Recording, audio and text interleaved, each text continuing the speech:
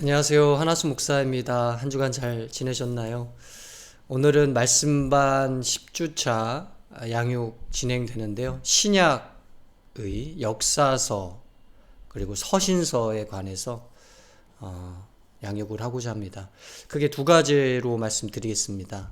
첫째, 위치, 역사서와 서신서가 전체적인 맥락에서 어떤 위치에 있는지.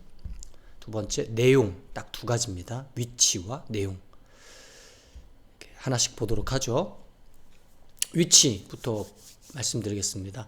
저번 주에 저희 복음서는 성취라고 했어요. 유대 이스라엘의 실패가 예수 그리스도에게서 극복되어 하나님 약속이 비로소 성취되는 것을 보여주는 게 바로 복음서라는 거죠. 이로써 인간의 반역으로 깨어진 창조 세계의 하나님 통치와 질서가 예수 그리스도에게서 이루어져서 성취됐고, 따라서 반역으로 인해 혼돈에 빠진 창조 세계와 인간, 그리고 역사 전반에 하나님의 통치와 질서가 도래할 수 있는 길은 오직 예수 그리스도를 통해서임을 보여주는 이 서막이 열린 거죠. 그런데 여기서 주목할 부분은 신약 성경이 복음서를 처음에 위치하고 있다는 점입니다. 복음서가 신약 성경 처음에 위치하고 있다는 것은 이것이 신약 성경의 전부가 아니며 처음과 시작에 해당한다는 의미죠. 그렇다면 신약 성경 마지막에 뭐가 있죠? 요한계시록이 있죠. 이것은 신약 성경의 예언서에 속합니다. 그리고 그 내용은 종말에 관한 거이죠. 종말이 어떤 것에 관한 걸까요? 완성에 관한 겁니다. 끝에서야 완성되는 거라는 말이죠. 따라서 신약 성경은 그 시작에 복음서의 성취를 위치하고 그 끝에 역사서의 완성을 위치시키고 있다. 바로 여기서 사도행전이라는 역사서와 로마서부터 유다서까지 서신서의 위치가 나오게 되죠. 그것은 복음서에서부터 예언서까지 나아가는 복음서의 성취에서 시작해서 예언서의 완성까지 나아가는 바로 여정입니다. 이것이 역사서와 서신서의 신약 성경에서 정확한 위치예요. 이제 이 여정이라는 위치에 어떤 이 내용이 들어가 있는지 보도록 하죠. 크게 두 가지 내용이 들어가 있습니다. 두 가지. 주체와 현상. 두 가지입니다. 주체는 어떤 활동의 주체들이 나온다는 거죠. 여정이 길을 가는 것이라면 길을 가는 사람이 있다든지, 길 가는 택시가 있다든지, 길 가는 배, 이렇게 그거죠. 이 바다죠, 바다. 바다에서 길을 가는 전투선이 있다든지, 길 가는 자전거가 있다든지 할 것입니다. 사람, 택시, 전투선, 자전거 모두를 가리켜 활동하는 주체라고 볼 수 있죠. 그런데 이들이 길을 가며 활동을 하기에 그 활동으로 인해 나타나는 것들이 있을 겁니다. 발자국이 생긴다든지, 바퀴 자국이 생긴다든지, 물보라가 치는 등과 같은 활동이 없었다면 나타나지 않을 것들이 활동하기에 나타나게 되는 거죠. 이렇게 나타나게 되는 것들을 일컬어 현상이라고 볼 수 있습니다. 역사서와 서신서는 여정이라는 위치에서 바로 이 두 가지의 내용을 명료하게 보여주고 있는 거죠. 뭐야? 주체와 현상. 먼저 주체라는 활동의 주체를 내용부터 보겠습니다. 신약 성경의 유일한 역사서인 사도행전은 성취에서 완성으로 가는 여정에서 세 가지 주체가 있다고 증언합니다. 첫 번째 좀 보죠. 사도행전 1장 8절. 오직 성령이 너희에게 임하시면 너희가 권능을 받고 예루살렘과 온 유대와 사마리아와 땅끝까지 이르러 내 증인이 되리라 하시니라. 이 말씀은 사도행전 전체의 핵심 구절이에요. 사도행전 전체를 보여주는 말씀이 무엇이냐라고 묻는다면 사도행전 1장 8절이다. 이렇게 딱 대답하시면 됩니다. 사도행전 전체는 이 말씀이 이루어지는 역사와 궤를 같이 하기 때문이죠. 여기서 너희가 권능을 받는다고 합니다. 그리고 너희가 예루살렘으로 나아간다고 하고 너희가 온 유대와 사마리아로 나아간다고 하고 너희가 땅끝까지 나아간다고 하고 너희가 내 증인이 되리라고 합니다. 이 모두 딱 하나의 활동 주체를 말하고 있어요. 그게 누구죠? 너희입니다. 그럼 여기서 너희는 누구를 말할까요? 1장 10절 올라가실 때에 제자들이 자세히 하늘을 쳐다보고 있는데 흰옷 입은 두 사람이 그들 곁에 서서 여기서 예수님이 올라가시는 모습을 쳐다보고 있는 사람들이 누구라고 나오죠? 누구죠? 제자들이라고 나옵니다. 즉 사도행전 1장 8절을 예수님의 말씀하시는 너희가 다른 누구도 아니라 이 굉장히 중요한 제자들이라는 거예요. 사도행전 1장 12절 제자들이 감람원이라 하는 산으로부터 예루살렘에 돌아오니 이 산은 예루살렘에서 가까워 안식일에 가기 알맞은 길이라. 여기서 누가 예수님이 승천하신 곳으로부터 예루살렘으로 돌아왔다고 하죠? 제자들입니다. 이 동서의 기록들을 통해 우리가 볼 수 있는 건 너희는 누구냐는 거예요. 너희는 누굽니까? 제자입니다. 제자라는 존재가 바로 여정의 활동 주체로 나오고 있어요. 제자라는 존재가 권능을 받아 여정을 가는 주체로 나오고 있고 예루살렘으로 나아가는 주체로 나오고 있으며 온 유대와 사마리아로 나아가는 주체로 나오고 있고 땅끝까지 나아가는 주체로 나오고 있으며 예수의 증인이 되는 주체로 나오고 있습니다. 사도행전은요, 다른 말로 하면 제자행전이에요. 그 활동 주체를 제자로 명시하고 있기 때문입니다. 이제 두 번째 주체를 보도록 하겠습니다. 다시 한번 1장 8절 오직 성령이 너에게 임하시면 너희가 권능을 받고 예루살렘과 온 유대와 사마리아와 땅끝까지 이르러 내 증인이 되리라 하시니라. 여기서 제자들에게 누가 임하신다고 하나요? 성령이 임하신다. 그러면 제자들이 권능을 받는다고 합니다. 여기서 권능은 제자들에게 있는 건가요? 제자들이 받는 건가요? 제자들이 받는 겁니다. 그럼 누가 줘서 받는 거죠? 성령이 줘서 받는 겁니다. 따라서 주체가 제자인가요? 성령인가요? 성령이죠. 이렇게 성령이 제자들에게 임해서 성령이 제자들에게 권능을 주면 제자들이 예루살렘으로 온 유대로 사마리아로 땅끝으로 예수의 증인되어 뻗어나가게 된다. 활동하는 주체가 제자들이지만 제자들에게 이 힘을 주는 주체가 성령이라는 거죠. 2장 4절 사도행전 그들이 다 성령의 충만함을 받고 성령이 말하게 하심을 따라 다른 언어들로 말하기를 시작하니라. 여기서 그들은 제자들을 말합니다. 이들에게 어떤 일이 일어났다고 합니까? 다 성령의 충만함을 받았다고 합니다. 그래서 어떤 일이 일어났다고 하죠? 성령이 말하게 하심을 따라 다른 언어들로 입을 열어 말하기를 시작했다고 합니다. 성령이 임하여서 나타난 권능이 말을 하는 권능, 입을 여는 권능, 증언의 권능이었던 겁니다. 즉 입을 열어 말하기 시작하는 것은 제자들인 것이 분명한데 이 말을 하게 할 힘을 주신 것은 다름 아닌 성령이라는 거죠. 이것이 사도행전이 증언하는 두 번째 주체입니다. 그것은 성령입니다.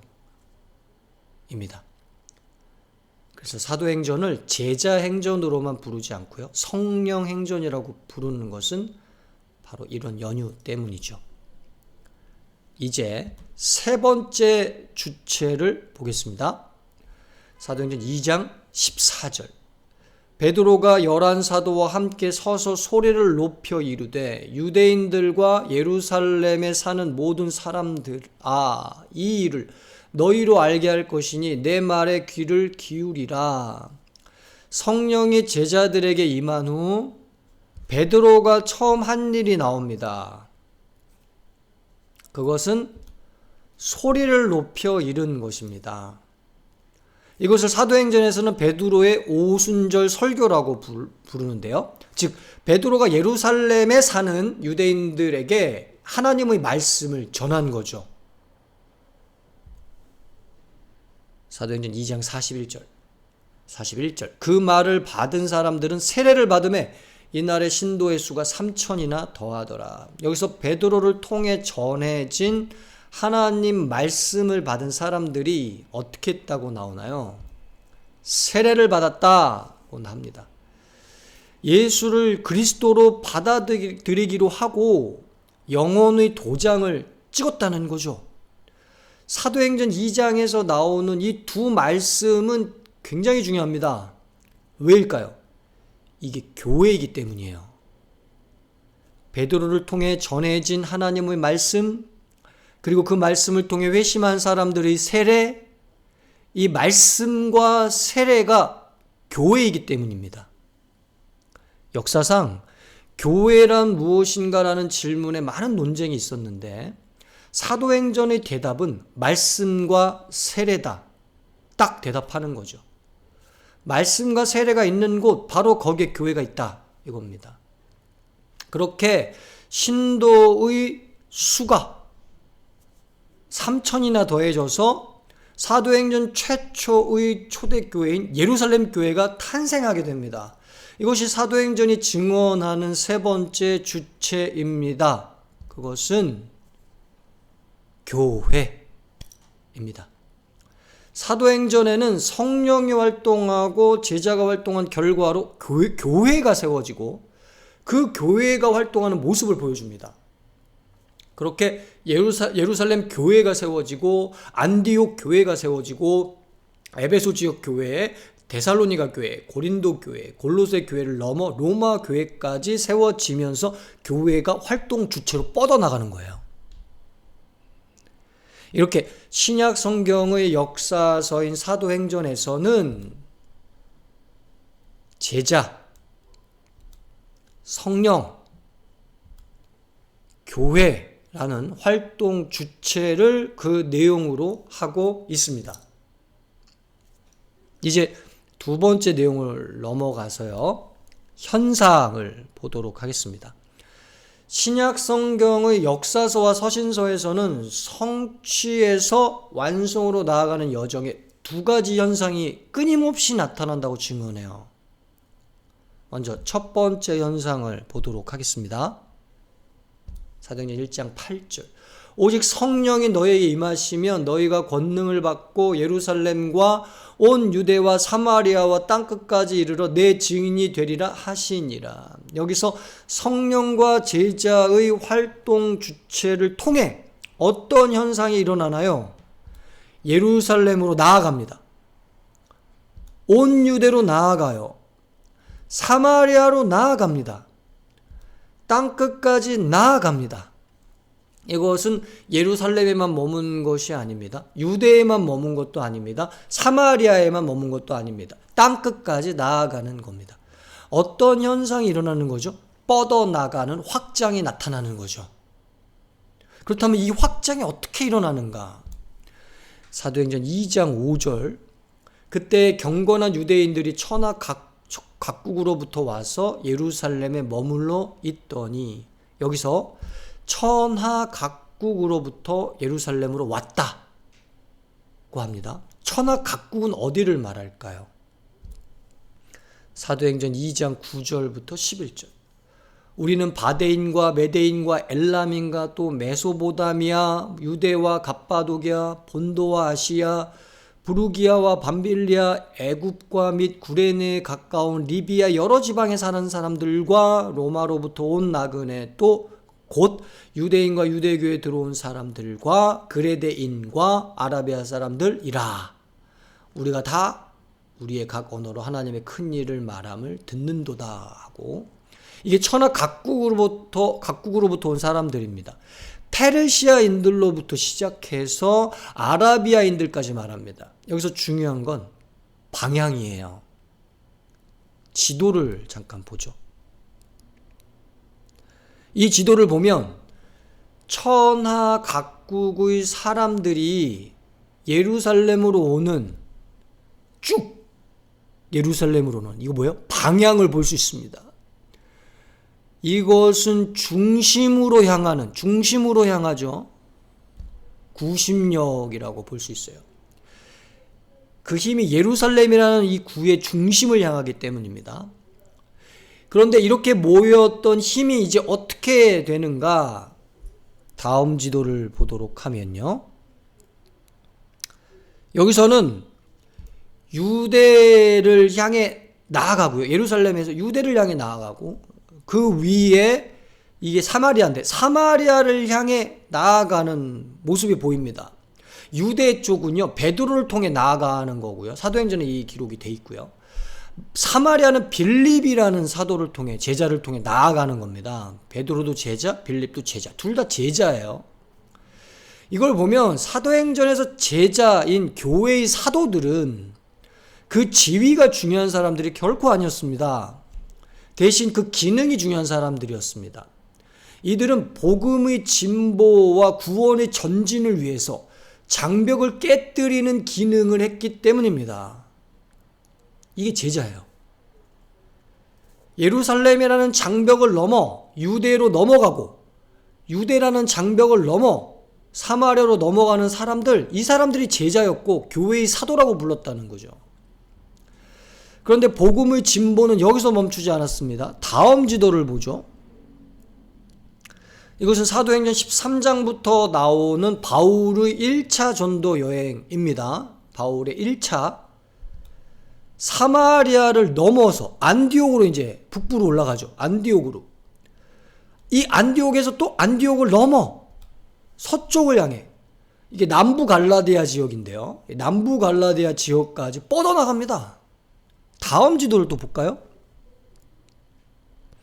이건 사도행전 15장부터 나오는 바울의 2차 전도 여행인데요. 여기서 아시아를 넘어, 남부 갈라디아에서 멈춘 게 아니라 아시아로 나아가고요. 그 아시아를 넘어 유럽의 입구가 마케도니아였는데 그 마케도니아로까지 복음이 넘어갑니다. 다음 지도를 또 한번 보죠. 이건 사도행전 27장부터 나오는 바울의 로마 여행입니다. 물론 바울이 3차 전도여행 이후에 일어난 일인데요. 3차 전도여행은 2차 전도여행의 경로랑 거의 똑같아요. 한 번 더 견고하게 한 여행이었기 때문에 세워진 교회를. 3차 전도여행은 레인지가 거의 비슷해요.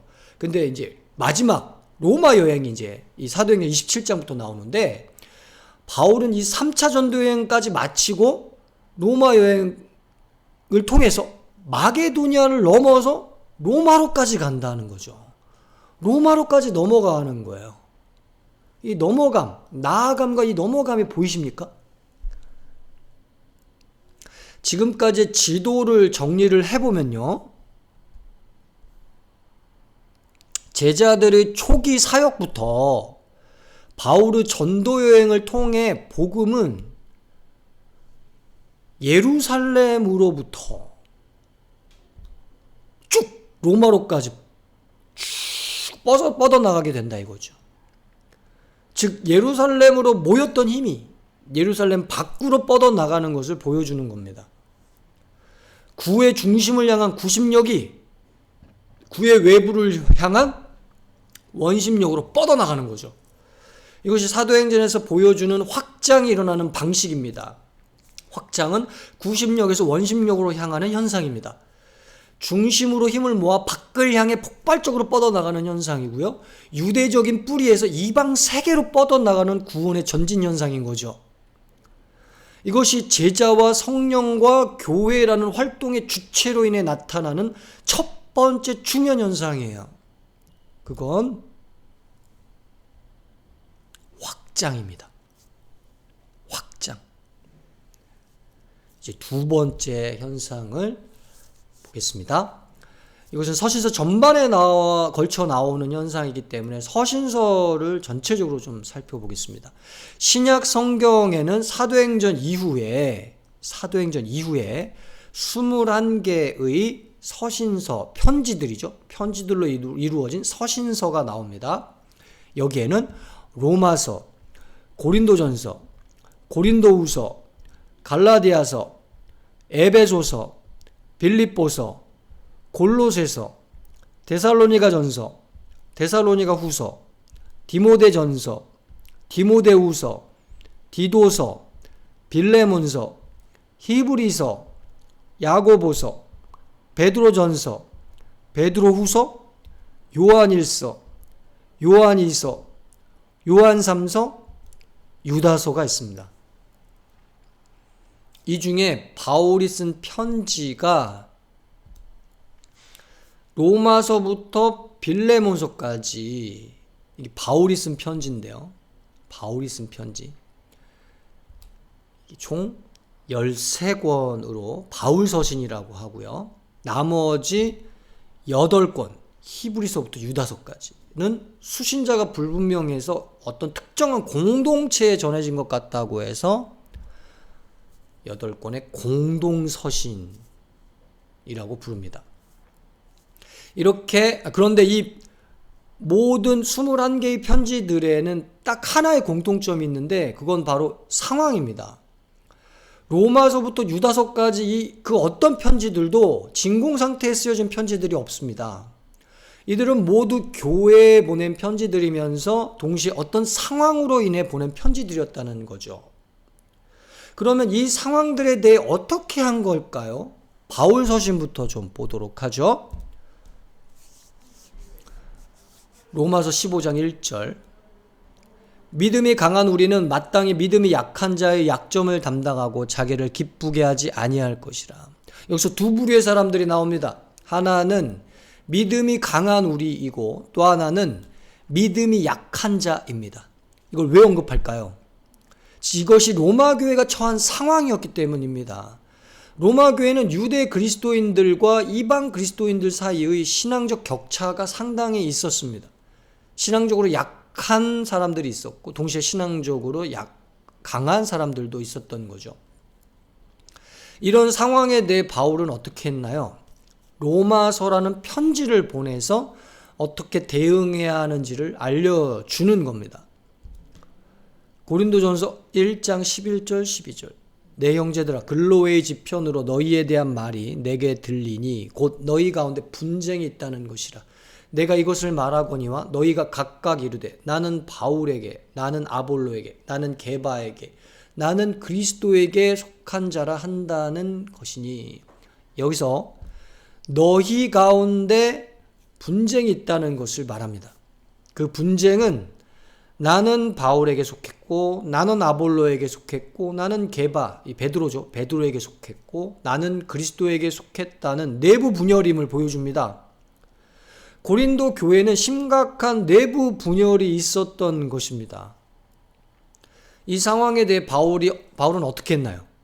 고린도 전서라는 편지를 보내서 어떻게 대응해야 하는지를 알려줬습니다. 고린도후서 12장 16절. 하여간 어떤 이의 말이 내가 너희에게 짐을 지우지는 아니하였을지라도 교활한 자가 되어 너희를 속임수로 취하였다 하니. 여기서 어떤 이가 바울에 대해 교활한 자라고 비난하면서 고린도 교인들을 속여가지고 자기 사람으로 만들려는 수작을 부린다고 소문을 퍼뜨렸다는 거예요. 바울의 사도적 권위를 공격하는 자들이 들어온 겁니다. 이 상황에 대해 바울이 어떻게 했나요?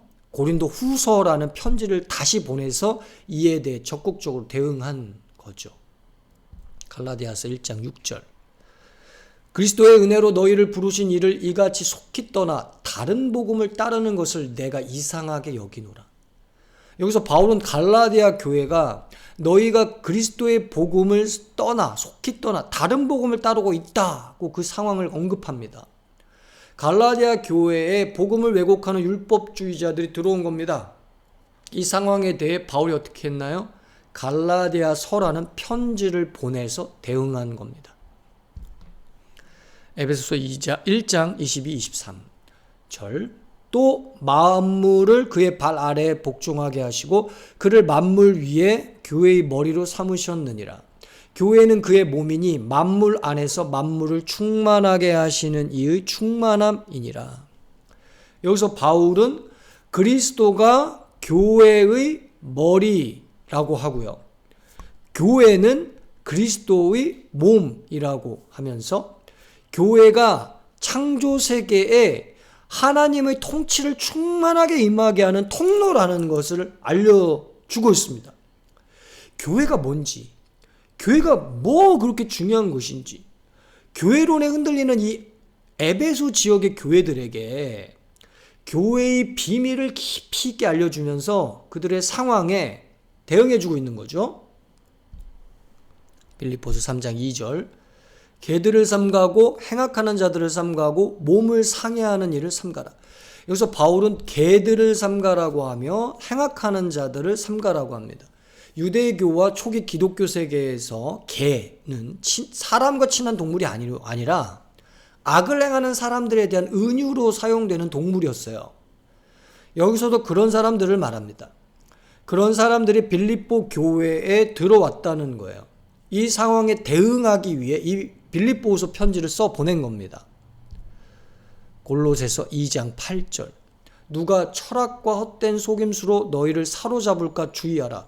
이것은 사람의 전통과 세상의 초등학문을 따름이요 그리스도를 따름이 아니니라. 여기서 바울은 철학과 헛된 속임수로 너희를 미혹하는 자를 주의하라고 합니다. 골로새 교회에 이런 철학과 헛된 속임수로 그리스도 대신 자신의 사상을 따르게 하는 자들이 들어온 곳이고 이 상황에 대응하도록 이 편지를 보낸 거죠.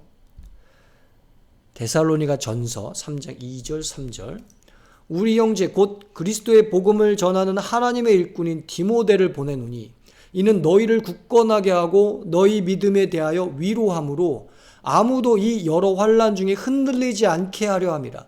우리가 이것을 위하여 세움 받은 줄을 너희가 친히 알리라. 여기서 디모데를 데살로니가 교회에 보낸다고 합니다. 왜죠?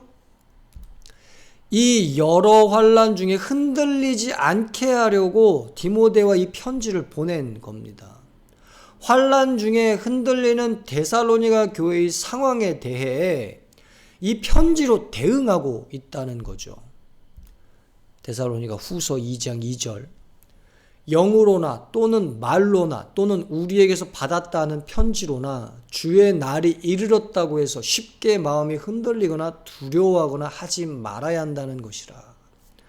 여기서 바울은 주의 날이 이르렀다는 이 종말에 대해 쉽게 마음이 흔들리거나 두려워하지 말라고 합니다.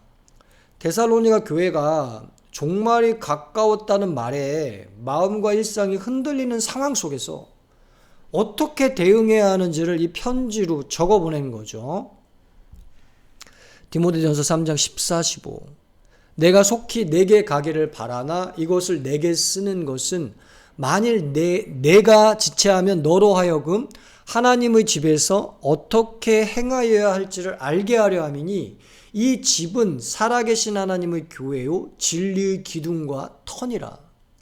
디모데전서와 후서는 지금 디모데전서인데 이 디모데전후서는 바울 서신 중에 목회서신이라고 하는 게 있는데 그 목회서신에 해당돼요. 바울이 정말 아끼던 목회자 디모데에게 디모데전서 편지를 보내는 이유를 근데 여기서 이렇게 말합니다. 너로 하여금 하나님의 집에서 어떻게 행하여야 할지를 알게 하려고 이 편지를 보낸다는 거예요.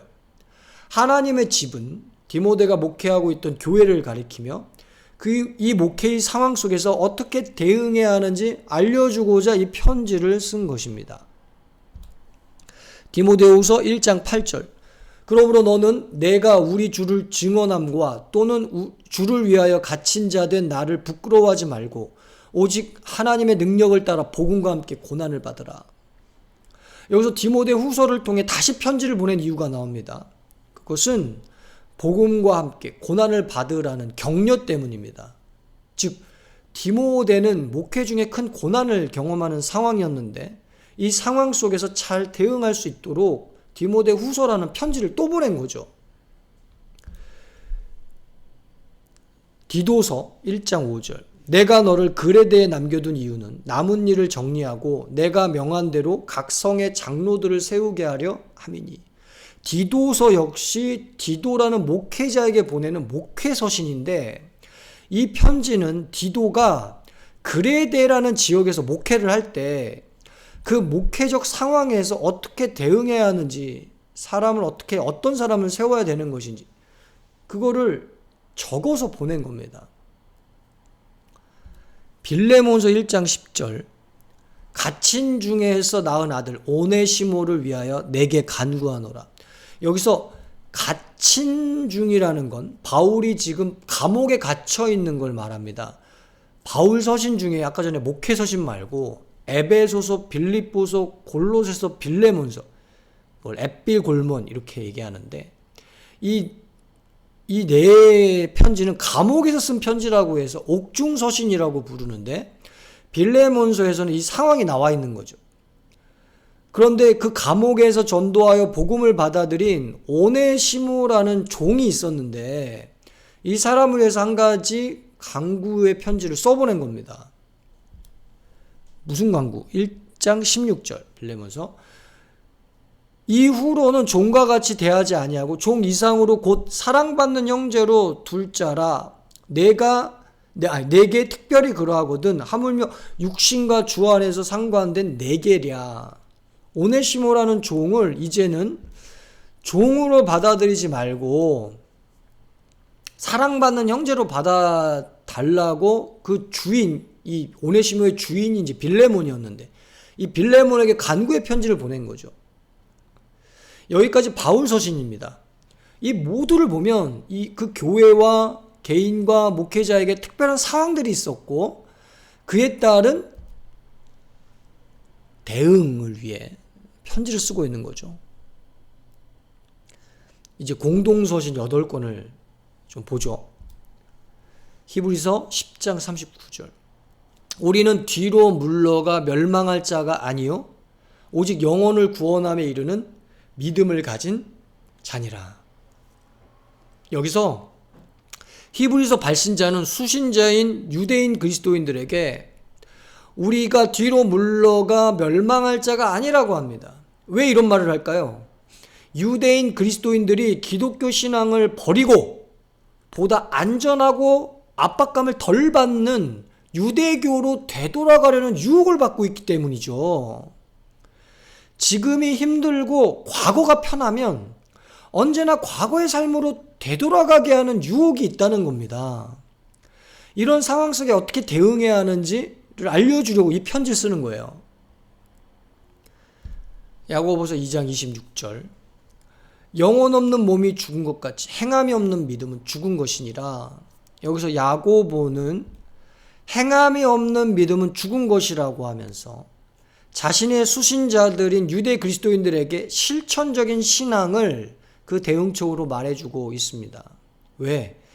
믿음에 대한 잘못된 이해로 현실을 등한시하는 상황에 처해 있었기 때문이죠.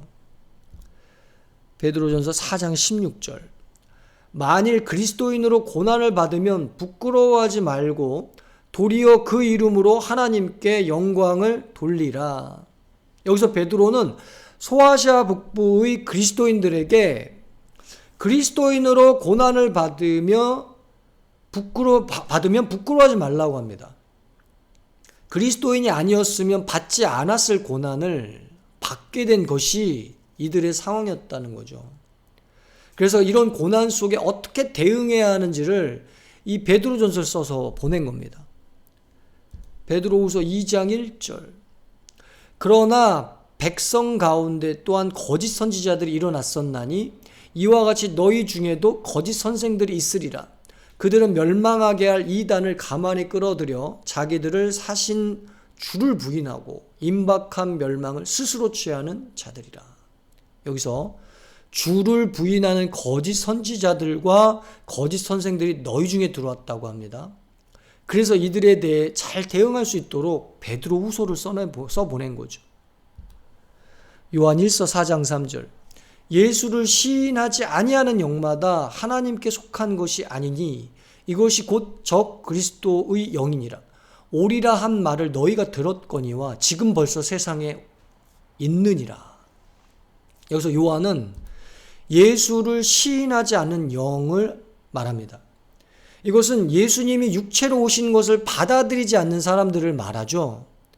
그리스도께서 인간인 것처럼 보였을 뿐이지 인간은 아니었다는 거죠.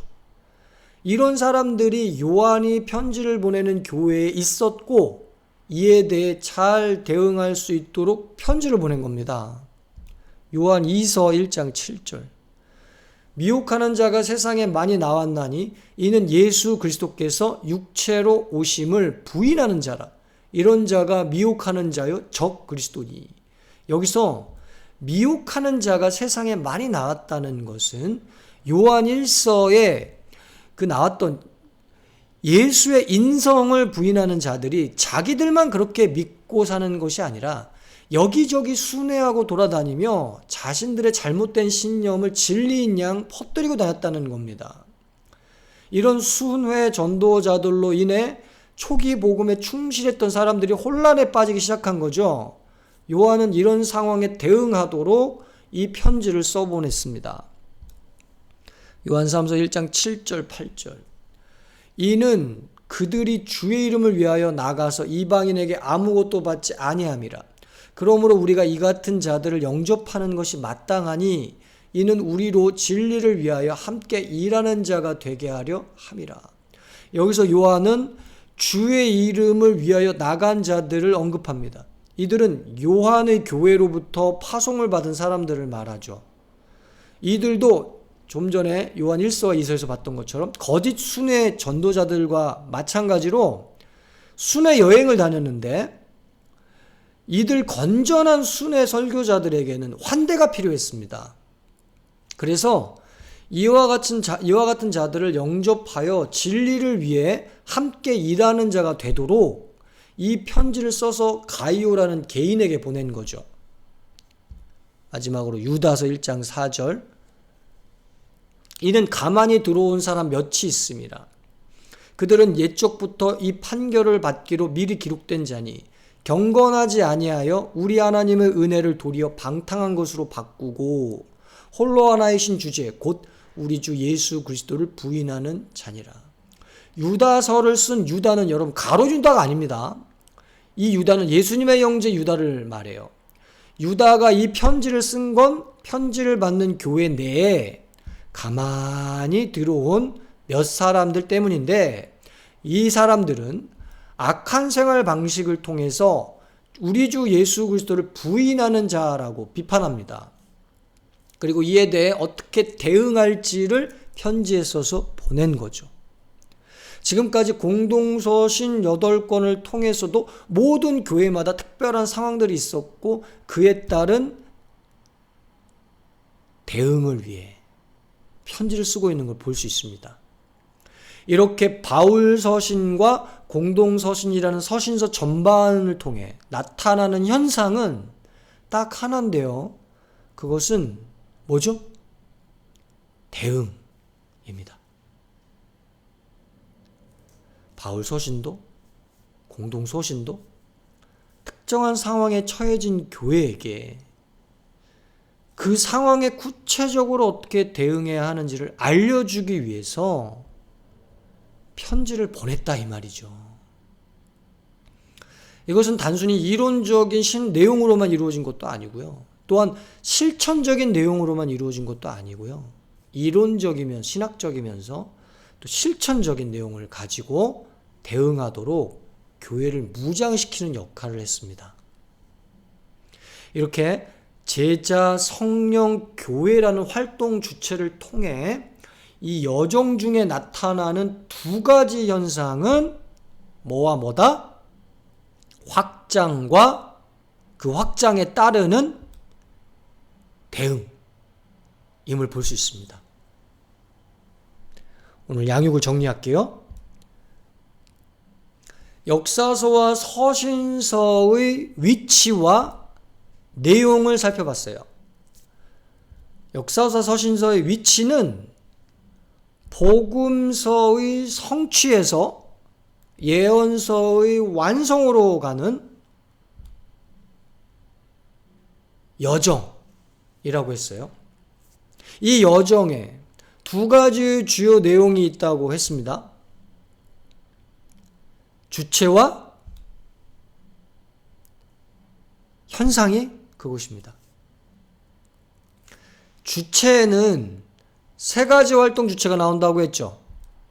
제자, 성령, 교회. 현상에는 두 가지 현상이 나타난다고 했습니다. 뭐와 뭐? 확장과 대응. 두 가지입니다. 오늘 양육은 여기까지입니다. 이번 주 과제를 안내해 드리도록 하겠습니다. 주중에 본 양육에 대한 응답지 여러분에게 전달되고요. 응답지를 이 페이지 이내로 11월 22일까지 dreamall@onuri.org로 보내주시고요. 말씀일기 잘 기록하고 계시죠? 이제 다음 주에 마지막이기 때문에 매주 3번 이상 매일 하면 참 좋고요. 네, 그 체크해서 사진 찍어서 보내주시면 감사하겠습니다. 다음 주에는 드디어 말씀반 마지막 시간 11주차 신약 마지막 시간 예언서 요한계시록인데요. 종말론에 대해서 좀 깊이 있게 다루고 싶은데 종말론에 대한 혼돈이 되게 많아요. 지금 시대가. 예언서를 말씀드리도록 하겠습니다. 여러분 감사합니다.